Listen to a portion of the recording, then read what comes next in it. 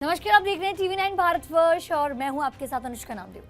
अब तक रूस से रिश्तों को लेकर दुविधा में दिखने वाला तुर्की अब खुलकर सामने आ गया है। इस्लामिक दुनिया का ये बड़ा खिलाड़ी अब रूस के नए दुश्मन फिनलैंड से हथियारों की बड़ी डील कर चुका है। ये सिर्फ एक समझौता नहीं बल्कि रूस को घेरने की नाटो की रणनीति का अहम हिस्सा माना जा रहा है। सबसे दिलचस्प बात यह है कि 2019 से 23 तक फिनलैंड ने तुर्की को हथियार बेचना बंद कर दिया था। वजह थी तुर्की की ऑपरेशन पीस स्प्रिंग, जो सीरिया में कुर्द लड़ाकों के खिलाफ चलाया गया सैन्य ऑपरेशन था। इस बात से फिनलैंड भड़क गया था और हथियारों की सप्लाई रोक दी गई थी। लेकिन 2023 की शुरुआत में फिनलैंड ने न सिर्फ ये बैन हटाया बल्कि 12,000 टन आर्मर ग्रेड स्टील तुर्की को भेजा और हथियारों की एक्सपोर्ट प्रक्रिया को आसान बना दिया। इसके बदले तुर्की ने भी फिनलैंड की नाटो सदस्यता को हरी झंडी दिखा दी। यहीं से रिश्तों की गर्माहट शुरू हुई, जो अब इस MOU समझौता ज्ञापन तक पहुंच गई है। हाल ही में तुर्की और फिनलैंड के बीच रक्षा क्षेत्र में साझा सहयोग का बड़ा समझौता हुआ है।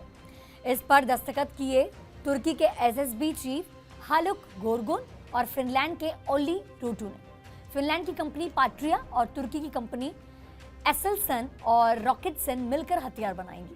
तुर्की और फिनलैंड की ये जोड़ी सिर्फ व्यापारी ही नहीं कर रही, ये नाटो के लिए नई ताकत भी बना रही है। तुर्की के पास जहां मिसाइल, ड्रोन और जमीनी लड़ाई का अनुभव है, तो वहीं फिनलैंड के पास है आर्किटेक्ट वॉरफेयर की टेक्निक और हाईटेक निर्माण क्षमता। तुर्की के डिफेंस चीफ ने भी कहा है कि ये डील नाटो की ताकत को और मजबूत करेगी और यूरोप की डिफेंस इंडस्ट्री को जोड़ने की दिशा में बड़ा कदम भी है। 2023 में फिनलैंड ने 333 मिलियन यूरो के हथियार एक्सपोर्ट किए। बीते 20 सालों में सबसे ज्यादा स्वीडन, लातविया और लिथुआनिया जैसे देशों को सबसे ज्यादा सप्लाई की गई।